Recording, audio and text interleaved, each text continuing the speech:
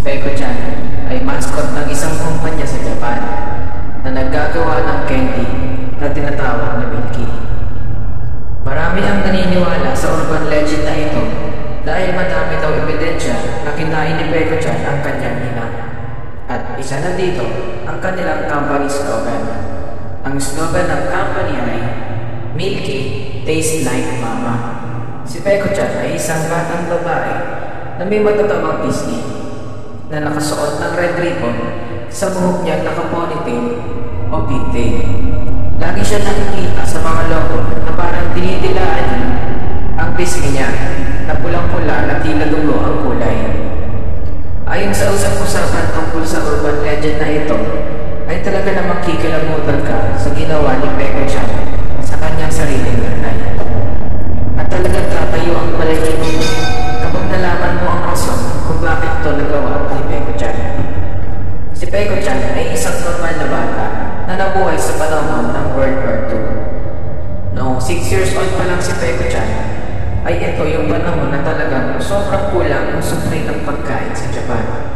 Sa hirap ng buhay at walang makain ay minsan kinakailangan nila uminom mag-ina mula sa putik at kumain ng kung ano-anong damo, ugat at dahon na kanilang makita para lang sila ay mabuhay.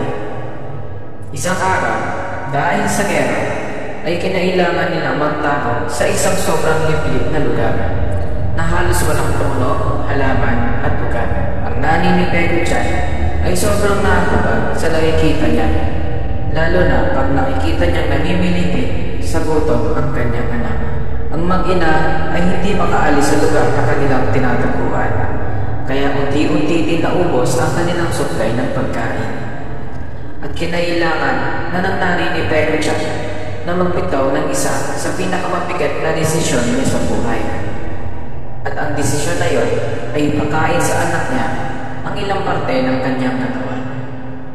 Kumuha ang nanay ni Peko-chan ng matalas na bagay na nakuha niya sa mga nasawing sundalo at unti-unti niyang pinutol ang kanyang kamay.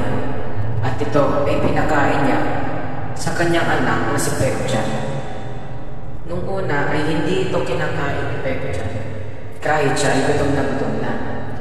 Pero dumating ang oras na halos di na niya may galaw ang kanyang katawan dahil na rin siguro sa pagod, gutom at hilo niyang nararamdaman. Kaya siya ay wala ng choice kundi ang kainin ang parte ng kamay ng kanyang nanay. Habang kinakain ni Peko-chan ang kamay ng kanyang nanay ay para itong isang mabangis na hayop na parang kinulong sa hawla ng matagal na panahon at hindi pinapakain. Si Peko-chan ay mangang-manga sa lasa ng kamay ng kanyang nanay na tila nakain siya ng isang matamis na candy. Pagtapos kainin ni Peko-chan ang binigay ng nanay niya, sa kanya ay parang wala na siya sa sarili niya at sinugod niya ang kanyang nanay. At ito ay binawian niya ng buhay. Nang siya ay bumalik sa kanyang sarili, ay nakita niya na lang na kinakain niya ang kanyang sariling nanay. Marami nagsabi na pagkatapos ng insidente ito ay nagpatuloy si Peko-chan sa kanyang buhay. Ngunit isa na siyang kanibal o tao na kumakain ng tao.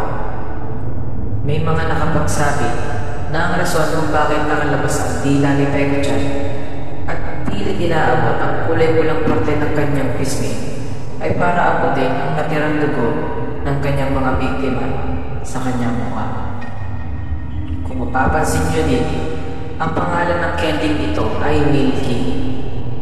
Mukhang normal lang sa pandinig ng iba, ngunit magugulat ka sa posibleng pinagmula ng pangalan ito. May mga nagsabi na ang salitang Milky ay hango sa huling salita ng nanay ni Peko-chan. At ito ay ang salitang kill me. Sa makabagong panahon ngayon ay makikita niyo na may kasamang batang lalaki si Peko-chan sa bagong logo ng candy. Ang sabi ng iba ay ito daw ay ang boyfriend ni Peko-chan at ang pangalan ng batang ito ay Poco.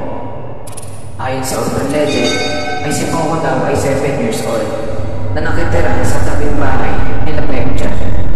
At sinasabi din sa mga kwento na pagkatapos kainin ni Peko-chan ang kanyang nanay, ay nawala na naman siya sa kanyang sarili at pinuntahan niya si Poco.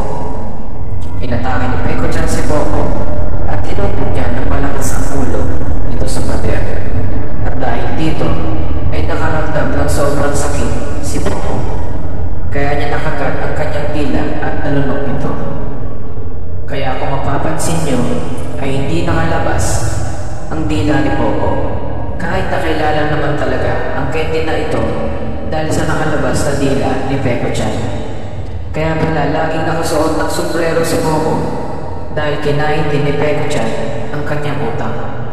At kaya din walang nakalabas na dila si Poco ay dahil nalunok niya ito dahil sa sobrang sakit.